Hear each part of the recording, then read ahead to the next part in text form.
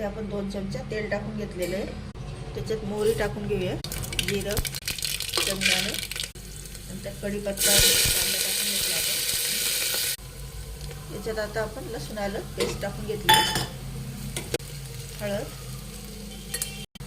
लाल चटणी, धनेपूड, गरम मसाला, काही मसाले फ्राय करून घेतले.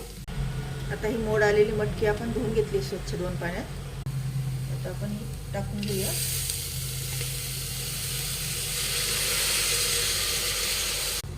चवीनुसार मीठ टाकून घ्यायचं. आता हे सगळं मिक्स करून घ्यायचं. थोडंसं त्याच्यात आपल्याला पाणी टाकून घ्यायचं शिट्टी होण्यासाठी, बस. आता कोथिंबीर टाकून घेऊया. आता याची आपण 1 शिट्टी करून घेऊया.